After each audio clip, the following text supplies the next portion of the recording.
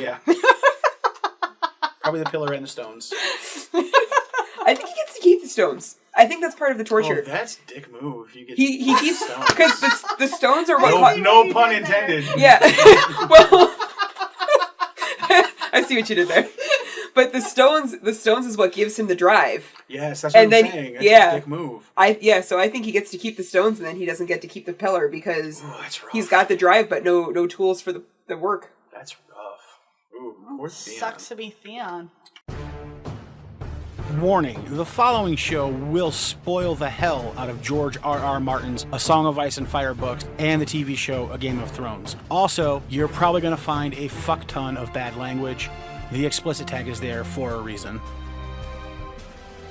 Death and boobies, death and boobies, death and boobies, death and boobies, death and boobies, death and boobies, death and boobies, death and boobies, death and boobies, death and boobies. Welcome back to the Ironwood Network Book Club. I am your host, Maester Ironwood, and with me this evening is Lady Wyvern and Widow Wolfsbane. Ladies, how are you doing today? I'm doing good tonight. How are you? Fantastic. I'm doing great also. Thank you very much. Excellent. Okay, so we are here today to talk about the first chapter of A Game of Thrones, Bran 1. Kind of a fun chapter, kind of a fucked up chapter. A good introduction, I guess, to the harshness that is the North and the people of the North. So let's not delay anymore, and I've prepared a brief synopsis to kind of walk us through the events. And then after we get through that, we'll go ahead and we'll have a little bit of discussion on the things that we want to talk about from this chapter. So here we go. We open up in the mind of Bran, and we learn that we are at the end of a 9-year summer, and that Bran is 7 years old. So Bran has never seen a winter, because apparently in where we are, summers last for years and years and years, which I think is kind of crazy, but kind of cool as well. And we learn that Bran, his older brother Robb, his older bastard half-brother Jon, their father, and several of their father's men are headed out to execute a man who was caught by one of the holdfasts north of Winterfell between them and the Wall that we learned about in the prologue. And so they head out to go to execute this man, and when they get there, Ned and the man have a huddled discussion. Robb tells Bran that he's pretty sure that the man being executed is a wildling, and that he is sworn to a man named Mance Rayder, who we will come to learn is king beyond the Wall. And it turns out that this is not correct, and that he's actually a deserter from the Night's Watch, the last remaining survivor of our party from the prologue, who, after the others were done with them, he ran away and came south and ran and left the Night's Watch and didn't warn them about the others or anything, just deserted his post. So Ned goes ahead and takes his head off with a nice big swing of their ancestral family sword, Ice, which we learn is literally the width of a man's hand, which is kind of a crazy huge sword. And then we meet Theon, who is a dick and kicks the man's head around like he's a piece of shit. So, nothing really changes there, as we'll learn.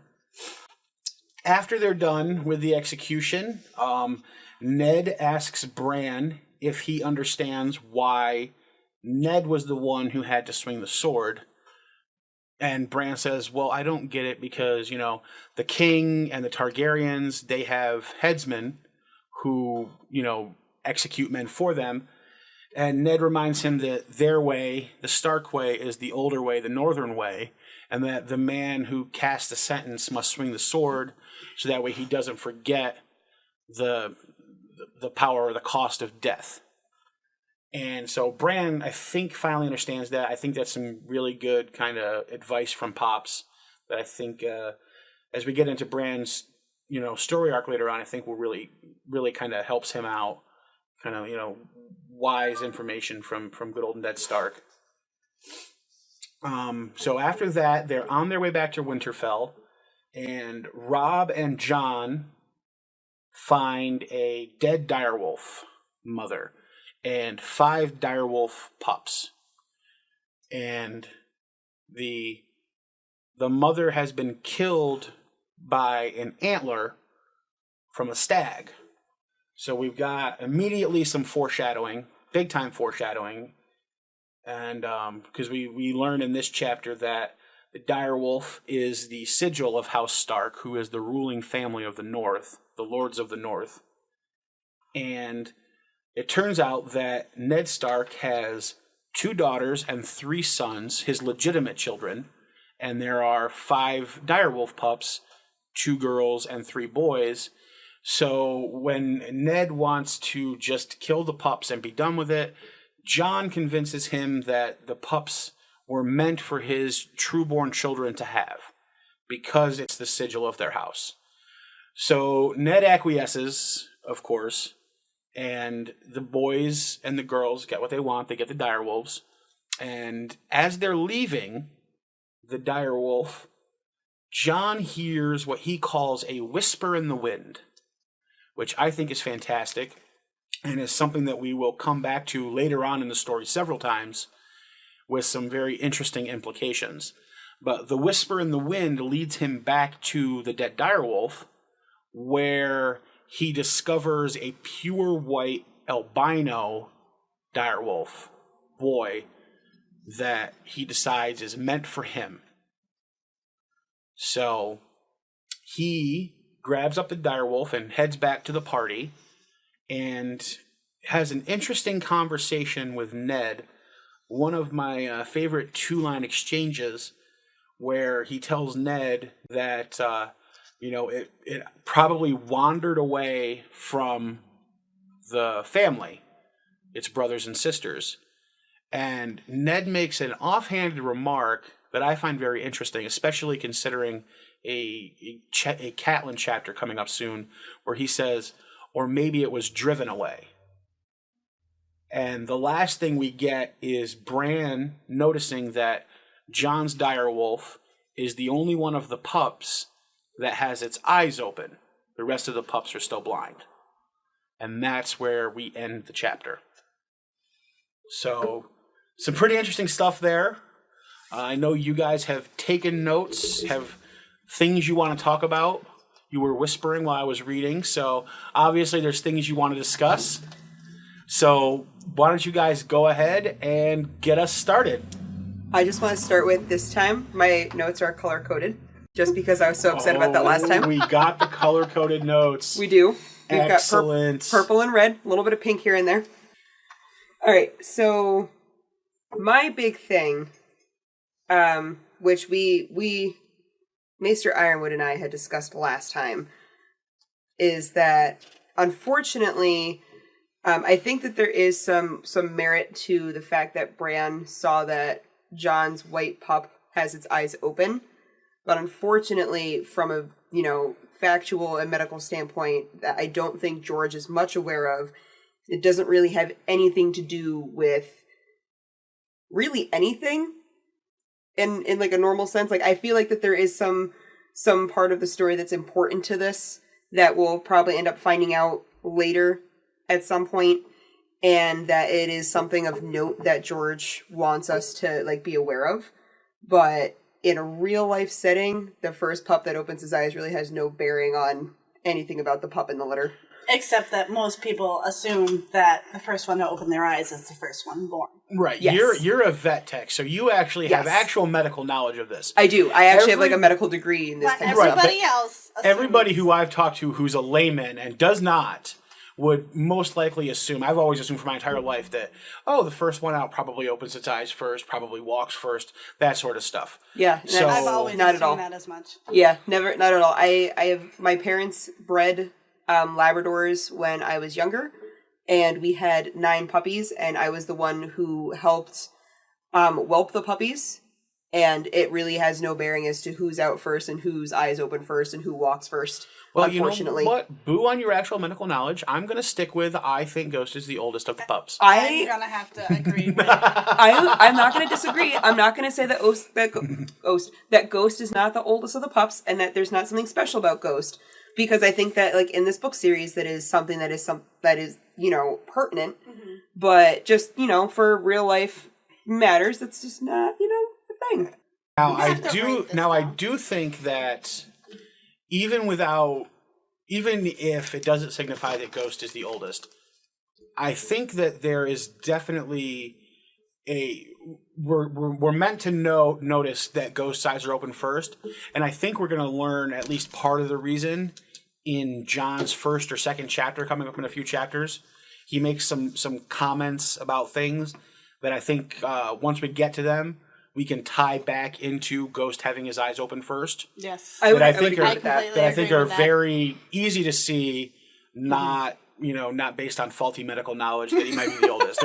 There's actual real implication to Ghost having his eyes open first that I think is important beyond whether or not pointing out who's older than who. But that's once we get to Jon's first. But that's once Yes. we get to Jon's first. It's either I think it's his first and his second chapters where it's mentioned, but it's certainly mentioned in the first one. So we'll talk about it then. That's like 4 or 5 chapters ahead of us. Yeah. But it's definitely the wolf pup with the eyes open is definitely something to keep your eyes open for, because I think it does have a lot to play on Jon's character going forward in more than one way, maybe, and if not, then at least in one pretty important way, regardless. So I would agree with that. I agree. Like, even though in our world it has no bearing, I believe in this world it really has a heavy weight to play. Yep, absolutely. Okay, so that is so that kind of covers my I had a question about whether or not that meant Ghost was the oldest one, and you're the one to answer that, and you did, and I don't like your answer, but I will accept it and live with it.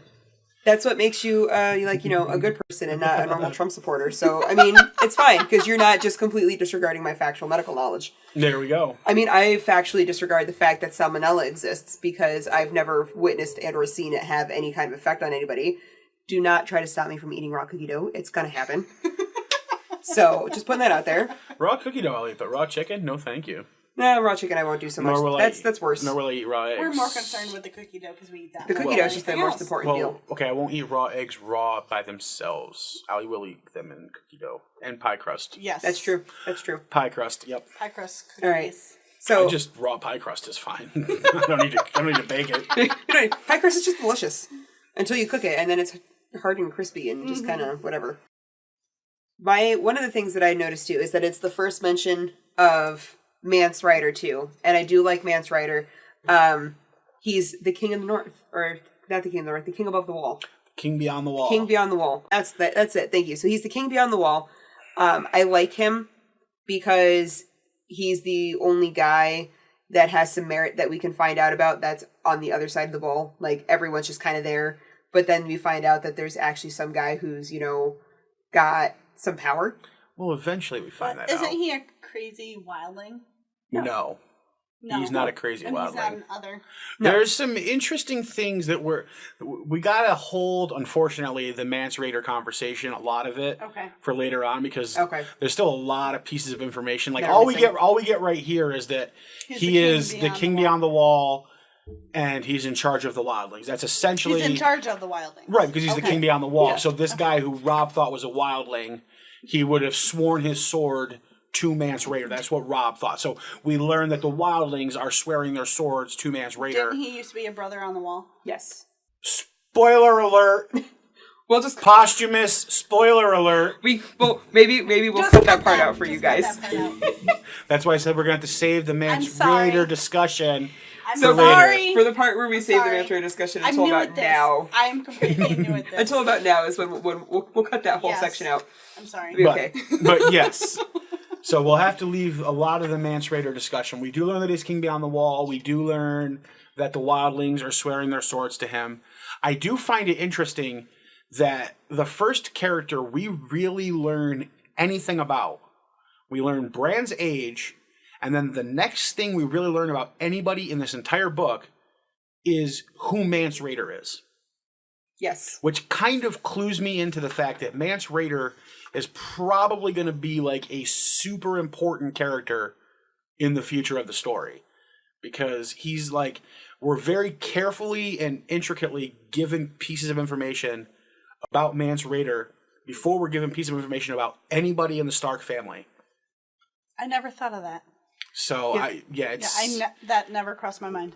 Yeah, it's very strange that he is the first character mentioned that we really learn anything about. So keep Even your though we eyes on don't the learn Mance a whole Rayder. lot. Like, we don't learn a whole significant amount other than the king beyond the wall. But, and the wildlings were cruel men, of course. But And they sleep with the other others. women. Yeah. Yeah, the wildling women sleep with the others to have some terrible half-human children. It's just kind of cool to think about. I think that's pretty like gnarly and stuff. I'm okay with that. But yeah. Listen, do what you got to do to survive as a woman. Yep. Okay, so yeah, that's my thoughts on Mance Rayder. I think you guys agree that we probably need to keep our eyes on him since he's really the first guy we learn anything about. Absolutely. Yes. All right. What else we got to talk about? I have in here too. I like that Ice is introduced as a Valyrian steel sword, and that they actually give you some information about the Valyrian steel. Is that it is, while it's being pounded into its shape and everything, and while it's being forged, that it's being forged with spellbinding. So it's not just normal steel. It's not just like any steel sword that you're going to find anywhere, because it actually took people who know like different types of magic to make this sword what it is, and that it does specifically state in here that it's as sharp now after generations of the Starks using it as it was when it was first forged, which is why it was able to take off Garrett's head in that one fell swoop. Yes. That and the fact that it's as large as a man. Well, just because it's as tall, I would say just because it's as wide as Ned's hand and as tall as Rob. Taller than Rob does not mean that it's not a very fierce blade in and of its own right. Yeah, it'd be tough to use in battle. No doubt about that. Yes, not many absolutely. guys big enough to wield a great sword in battle. There are very few who ever did. Most of the time they used bastard swords. There are some people that I would hope to see soon that I think would be able to do such a thing, one of which is one of my favorite characters ever. Is it the Mountain? No. Is it Sir Arthur Dane? No. Is it Hodor? No. Well, what the hell? It's the Hound. The Hound doesn't even use a great sword. No, he doesn't. I know. But I would love to see him use ice. The Mountain, well... Yeah. No, why? I would love to see the Hound use ice. Oh, why are you trying to give away the Stark's sword? Because... To that bastard. Because the Hound is fantastic. He says fuck about every other word. Okay, we have a disagreement on the Hound, and I have a disagreement with pretty much everybody who thinks that the Hound is this awesome person. He's not... Oh, I didn't say that. Don't get me wrong. He is a terrible person. Great moral grounding. He's a horrible moral grounding. Do not get me wrong. I never said the Hound was a great person. I said he's one of my favorite characters. Okay. But I don't think that somebody with the morals of the Hound deserves ice. We learn about ice. It's a huge sword. Really not that useful for many things. It's more kind of like a mantelpiece, I would say. Vaguely useful for the fact that it's got like one of the sharpest blades in the entire continent, being a Valyrian steel sword. But yeah, it's not useful unless you're being an executioner. Yeah, it's or needing to chop down a tree. Probably more ceremonial, I would imagine. I would think so. I would agree. Like, I definitely wouldn't, I probably couldn't swing it, and I'm a pretty big guy. Is it the largest Valyrian steel sword in Westeros? It's a great sword, so, there are other ones that are great swords as well that will get introduced later, so they're probably roughly the same size. Okay. Yes. Great swords are mostly about the same size. I can't tell you where I found this information. It was on a YouTube video of a gentleman who was doing a specific talk about Valyrian steel swords and Valyrian steel weapons themselves. Mm-hmm. There are about 20-something Valyrian steel weapons in Westeros. We as readers know the whereabouts of like 11 of them. Valyrian steel swords and daggers in Westeros. Most of them are named too. Oh, absolutely. Yes. Yeah. Yeah, you definitely name your swords. You can't not name it. But I know that some of the there's a lot of them that are daggers too, and not all of the daggers have names. Right. And they do mention that not all of the daggers are named, but there are some that do have that are named daggers. Yeah, and the swords are almost always named because a Valyrian steel sword, as we'll learn, is very expensive. A Valyrian steel sword is worth more than anyone's life. Right, so it's almost always like a family heirloom sword that's passed down.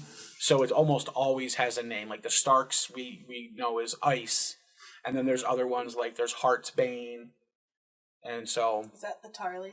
the Tarleys is Heartsbane. Yes.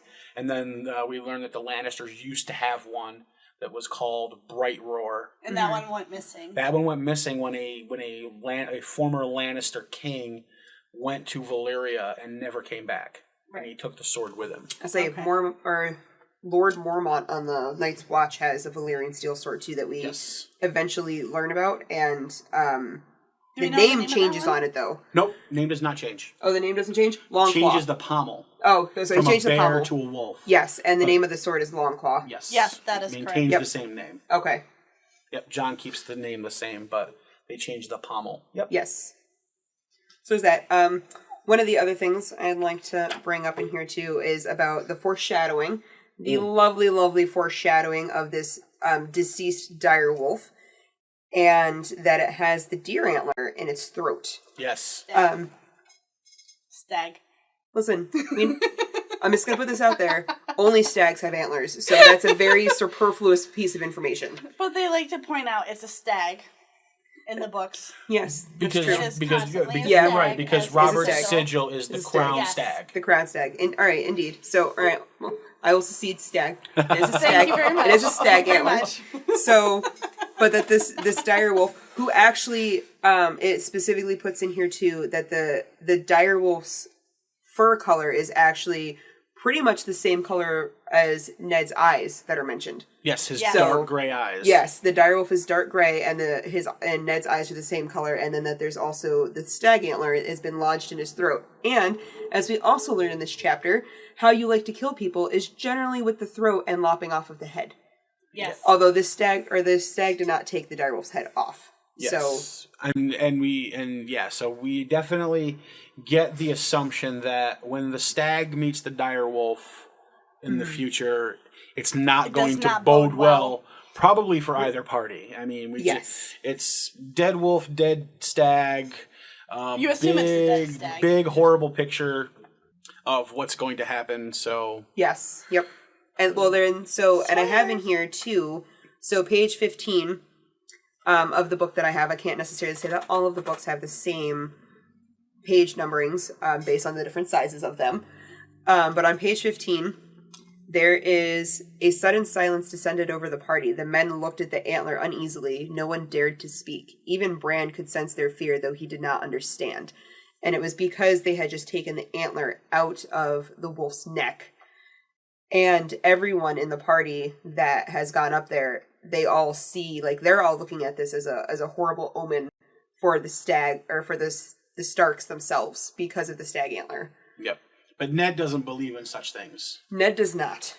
No symbolism there. Yep. Ned believes in nothing but Ned is the exact opposite of a Trump supporter, and he believes in science and facts and things that can be presented in front of him, and that is it. And to all our Trump supporter listeners and watchers, we don't apologize for that. We don't. Just saying. You're welcome to find a different podcast to listen to. Indeed. Or you can just keep listening to us, because we're going to keep ragging on Trump. But no, we're not. But we might. She will. No, I will. We're not. Widow will. The widow's probably going to. Let's leave the politics out of it, please. Right. I don't want the comments and the Facebooks and the tweets. No, thank you. Okay. All right. Fine. Don't want to deal with it. I get enough shit from Trump supporters all the frickin' time. This is true. And there's my His dad. landlord. Don't want to deal with it. That's yeah. I just want to delve into fantasy world. Fantasy world and leave all the real stuff behind. Yes. So we can make Westeros great again without wearing red hats. Yes. So, and then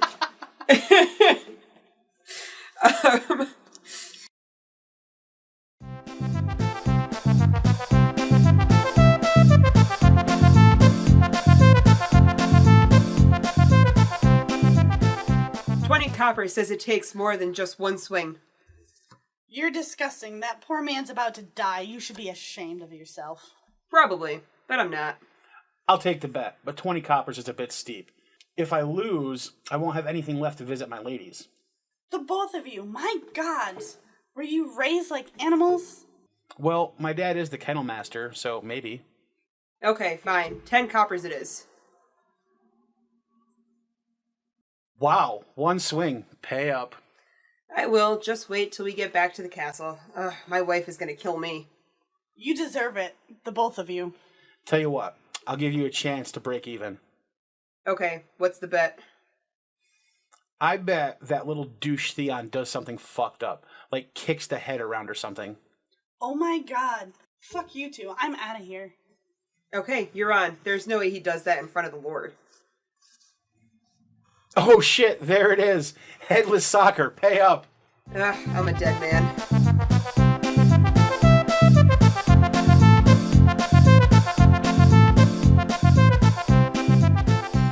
So the other part that I want to bring up too about this direwolf and how this direwolf is laying here is when they're talking about the wolf itself, as well as on page 15 at the very top of the page on my book, that there was a faint smell of corruption that clung to it like a woman's perfume. And that was the thing I find very intently of George's use of the word corruption. Not that there's so many words he could have used, like decompose, the desiccants, the odor. Anything could have been a different word than the smell of corruption. So I think that word is a very important word that has to do with what's going on with the direwolf and what happened with the stag antler. So that was one of the first things that popped in my mind when I read that part as well, was that he used corruption instead of anything else you could use to describe the smell of death. Yes, and then describes it sweetly as a woman's perfume. Unless they wear horrible perfume. It's Westeros. You never know. Yeah. But yeah, there's a lot of places throughout the books, this isn't really a big spoiler, but a lot of places throughout the books where the smell of death is described as sweet like perfume. Yes, but they're not always described as corruption. No, they're not. I'm just pointing out the sweet part as well. But yes, the corruption, obviously. But why would a 7-year-old think it smells of corruption? Well, I don't think that we're getting Bran, because remember, this isn't necessarily Bran's thoughts. That's true. We get a third person limited narration. That is true. It's a person basically kind of viewing over Bran's head, where he can see Bran's thoughts and know what Bran knows. He just made a short joke, by the way. Because it wasn't over Bran's shoulder, it was over his head. Putting that out there.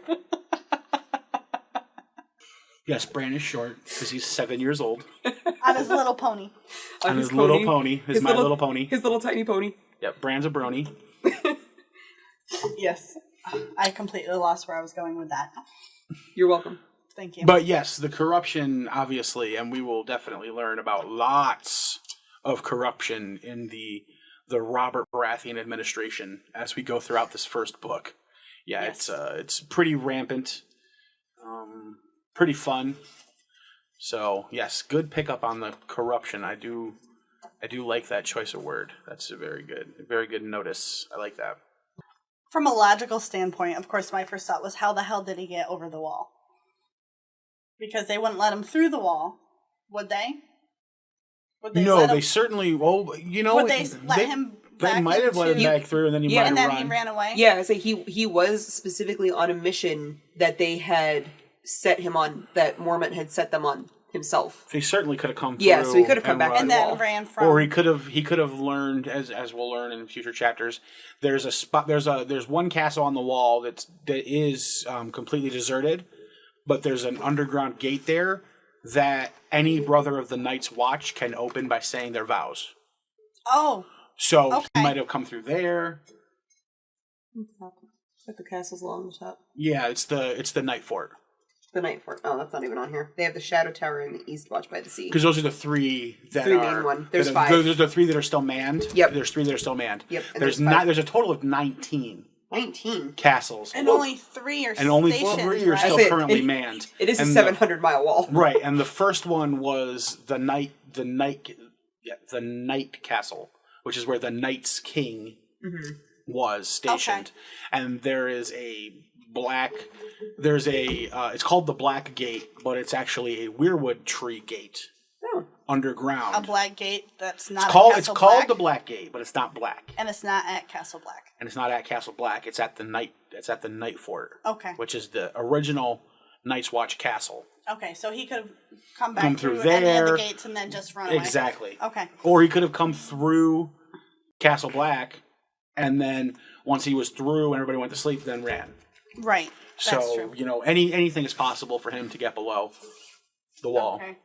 And Or he could have climbed it. yeah, but I don't think Wildlings climb it, so he very well could have climbed it. that's true. He I mean, he had he plenty did of other lose both resources ears available, though. and a finger to frostbite. So Which, Yeah.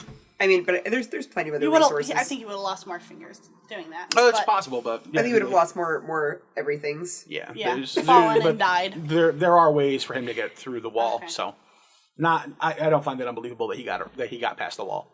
It was his job to get past the wall. Okay. And the other thing that caught my eye, I don't know if this is pertinent because of theories and all kinds of other things floating around the internet. But the sentence that caught my eye was just before Ned Stark and Bran go see the dead direwolf and the pups. They see Jon reappear on the crest of the hill, and he's waving and shouting for them to come see what Robb has found. And Jory rides up and says, "Is there trouble, my lord?"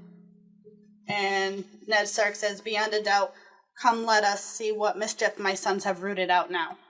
So my first thought is there's all these conspiracies through the TV show and the internet, who is Jon's real parents? Is he Ned's son with a whore? Was Ned married before? Is he really Lyanna's son?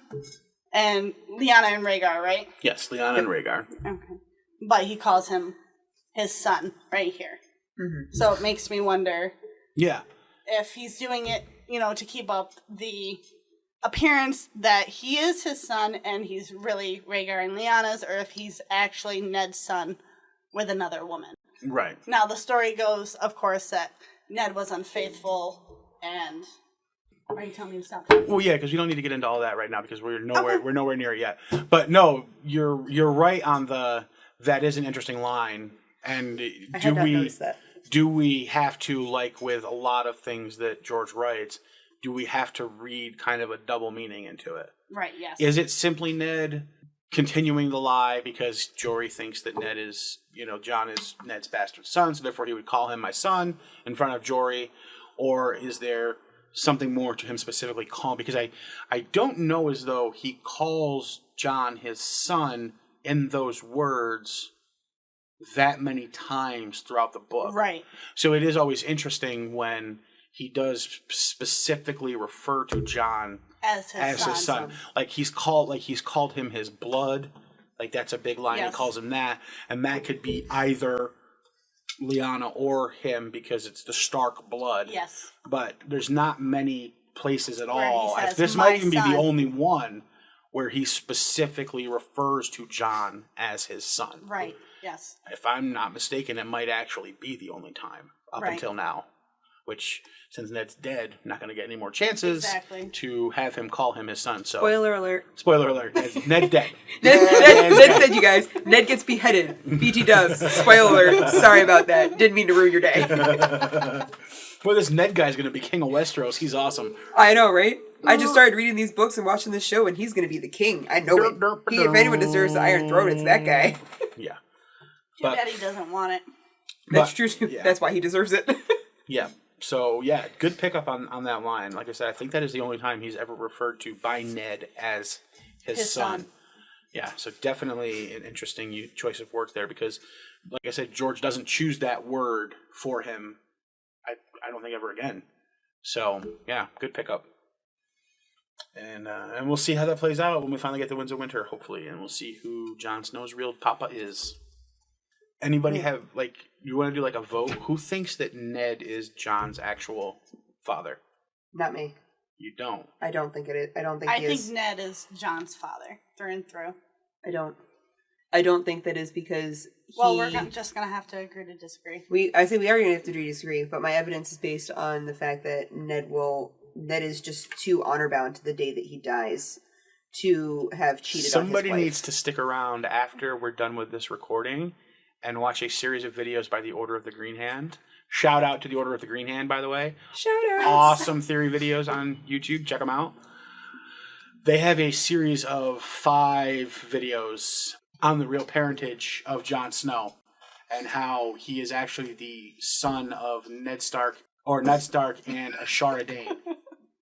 Is that the whore that he supposedly slept with? Supposedly. But Ashara Dane but is, she's not a she is whore. Sir Arthur Dane's sister. Oh, so she's definitely a And whore. they were in love after the tourney of Harrenhal. Before he married Catelyn. Before he married Catelyn. So, and there's other things like in the first book, as we will come to learn. Yes. Jon turns 15, 23 chapters before it's noted that Robb is 15. Interesting. So they wanted it to be close into concept of that they want you to know that their ages are close together. In a sense, like they want you to know that they're called of an age together. Like Yeah. Bran specifically in this chapter says that Robb is of an age with Jon. Yes. But it's interesting that in the book, Jon's age of 15 comes 23 chapters before Robb's age is noted as 15, which makes me wonder: is Jon really the oldest? In which case, Jon would be. I don't know. I don't think that Jon is the oldest. Why? I just don't. You think he married Catelyn, got her pregnant, and went off to war? Yeah. And came back with a bastard? Yes. That's what the TV show implies. I think he knocked her up, and then he went out to war, and then some other shit happened, and then he just brought a baby back with him. He is too honor bound to do that to Catelyn. That's why I'm saying he wouldn't cheat on her. He's too honor bound to have cheated on Catelyn with somebody else, so he brought a baby back with him. The baby's not his. He's so honor bound, and he's so stricken about being honor bound that it's Lyanna's son, and he doesn't want Lyanna to be a whore, so he made it his child, so his sister would not be remembered as a whore. There are arguments to both sides. So post-recording, we're going to watch a 5-video series on the Order of the Green Hands channel that will, I think, because I was like you, I was 100% in on R plus L equals J. Okay. Through my reading of all 5 books.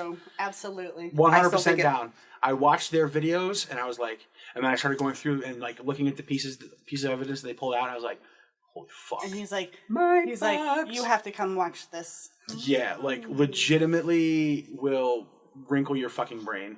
Their videos on why Ned plus Ashara equals Jon. I don't know if I can deal with another mind fucking today. You'll like it. Amazing. So, and then if we're fine with this, I would like to go into the movie, TV show, or the TV show book series. Compilation.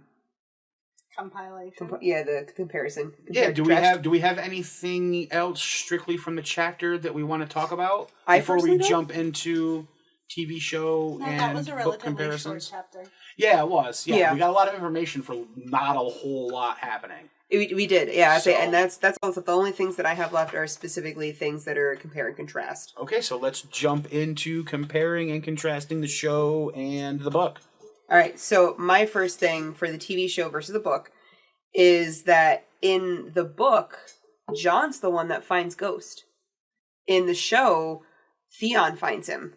In the show, Theon finds the baby on the other side of the direwolf and hands it out, or picks it up by the scruff and says, "Look, Jon, there's even one for you."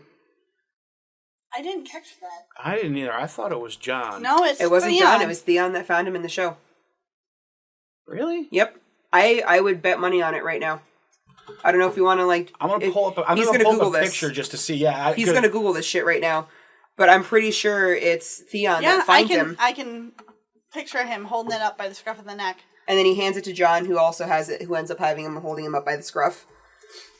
But I'm pretty sure it's Theon. Even if Theon doesn't pick him up, I'm pretty sure it's Theon the ones that find him. And Theon more or less thrusts the pup upon him, saying, "Here's one for you because he's white as snow." That it matches his last name.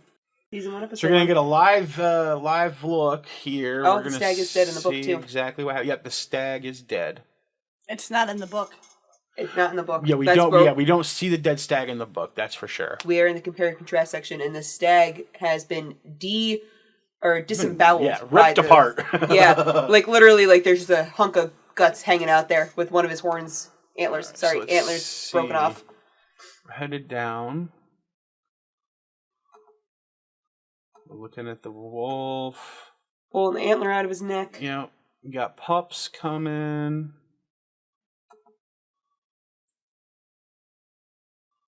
Here's Theon about to kill one of them.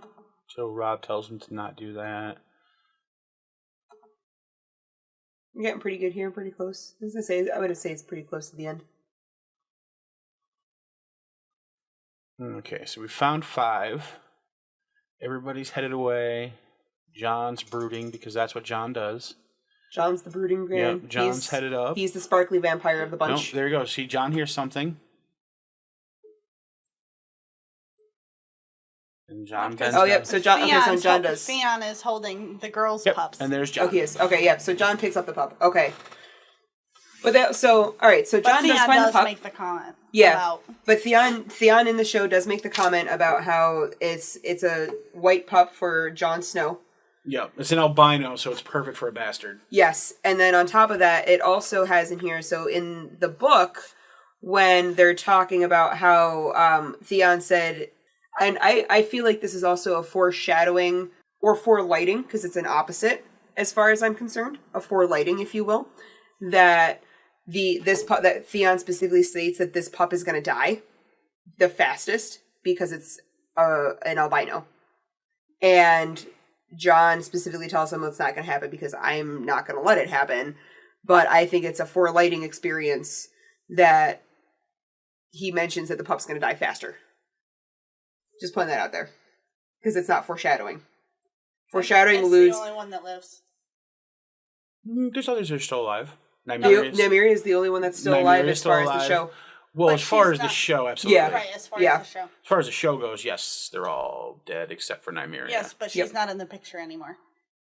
She comes back. Well, she was in season 7. Yeah, she made a little bit of thing. She makes a guest appearance, yes. She did. Yes, She made a guest show for a little She made bit. a cameo. Just like that singer guy, Ed Sheeran. Ed Sheeran showed up. I have to say, I personally have not seen the last season yet, but I hear that was not the best cameo that anyone has ever given up. No, I understand why they did it, because Maisie Williams is a huge Ed Sheeran fan, so... Yes. Of course. I mean, whatever. But of course he shows up on the Lannister side of things, because he's a ginger. Lannister. I was kind of hoping she'd kill him. Yeah, because he's a ginger.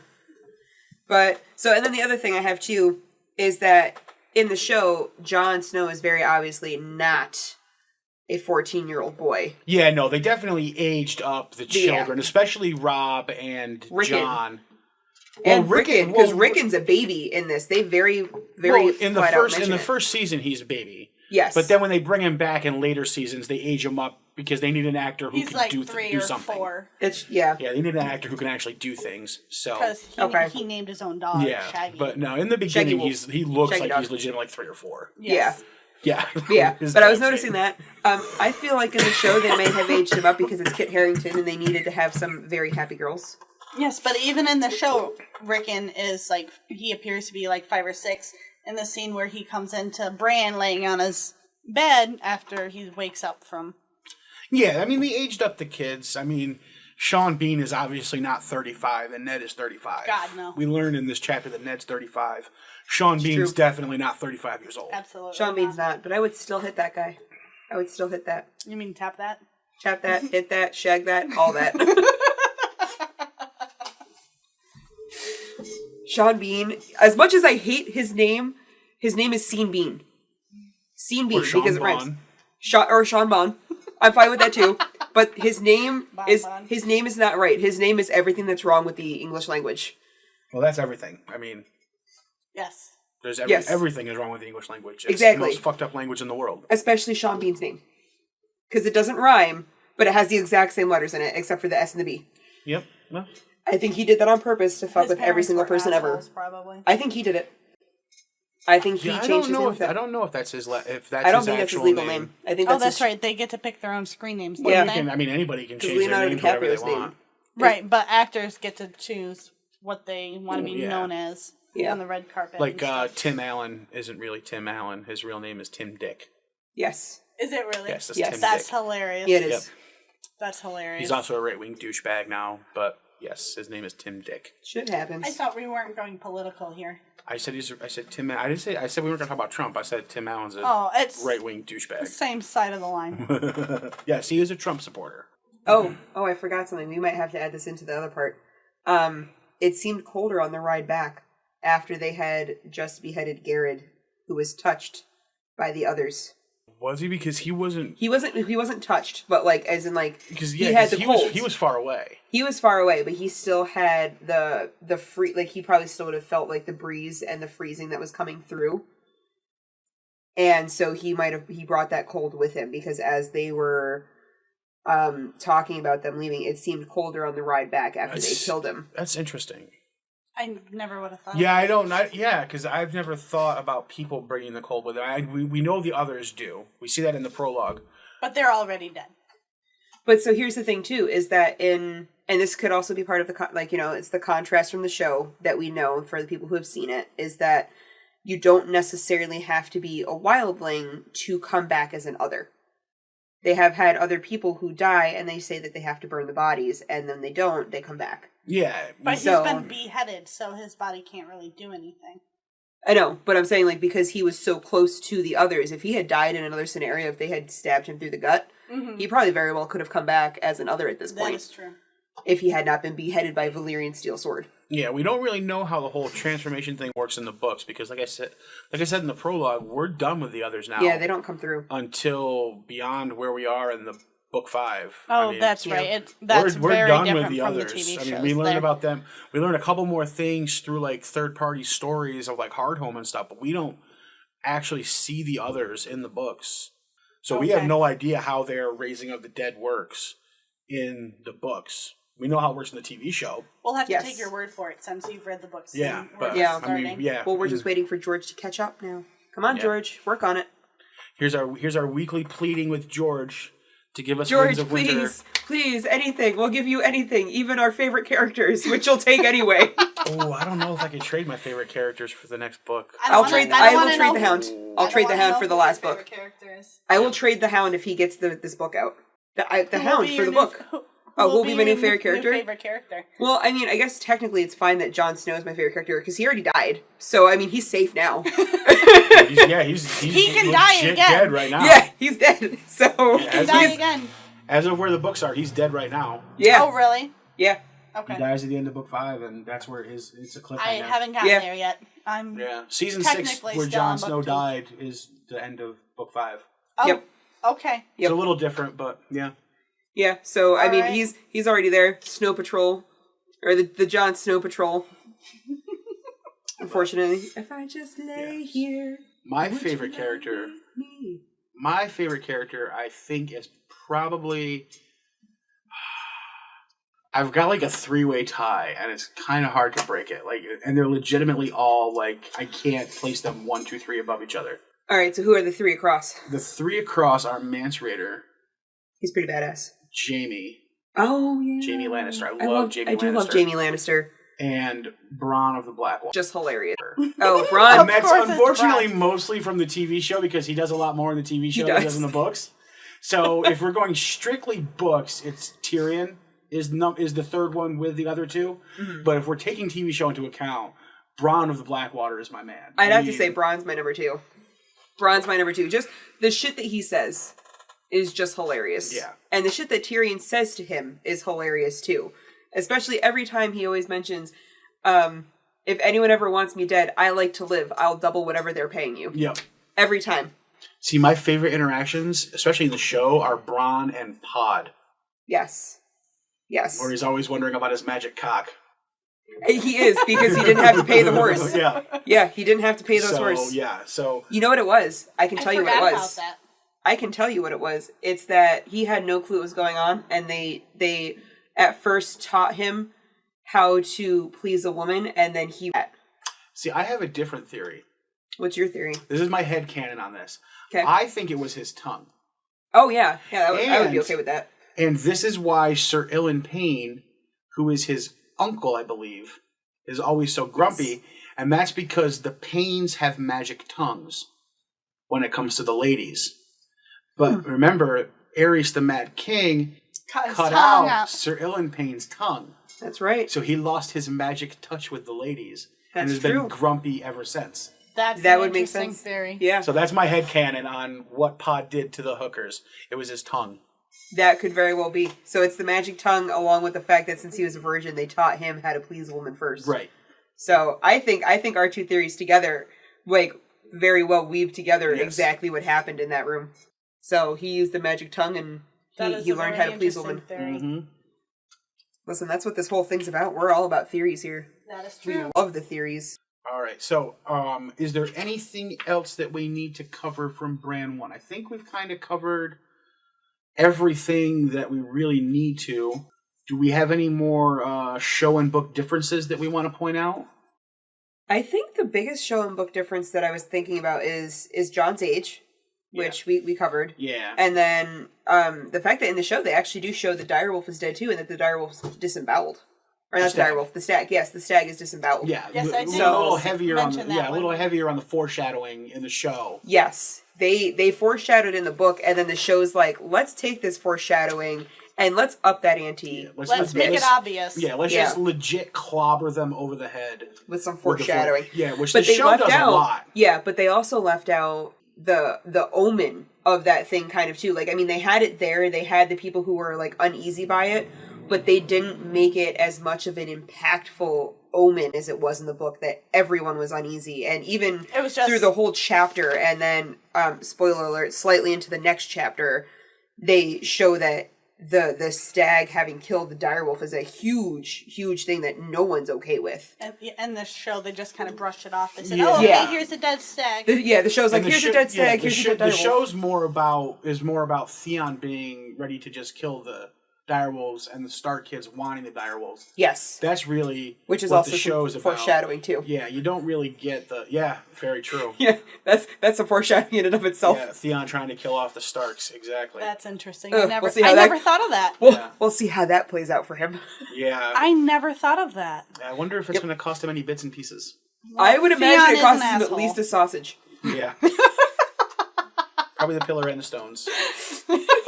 I think he gets to keep the stones. I think that's part of the torture. Oh, that's dick move. You get he keeps because the stones are what. No pun intended. Yeah. Well, I see what you did there. But the stones is what gives him the drive. Yes, that's what I'm saying. That's a dick move. So I think he gets to keep the stones, and then he doesn't get to keep the pillar because he's rough. got the drive, but no tools for the work. That's rough. Ooh, poor Theon. Sucks to be Theon.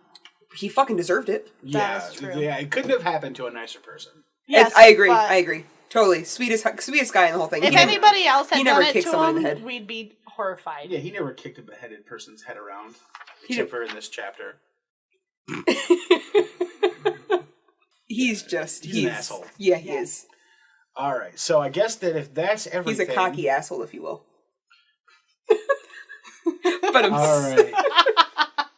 Before we make too many more penis puns, I'm going to go ahead and close this podcast down. That is everything that we need to discuss for Chapter 1 of A Game of Thrones, Bran 1. So until next time, when we cover Catelyn 1, the next chapter, this is Maester Ironwood and Lady Wyvern and Widow Wolfsbane from the Ironwood Network saying until next time. We'll see you then. See you later. Bye, guys. Bye.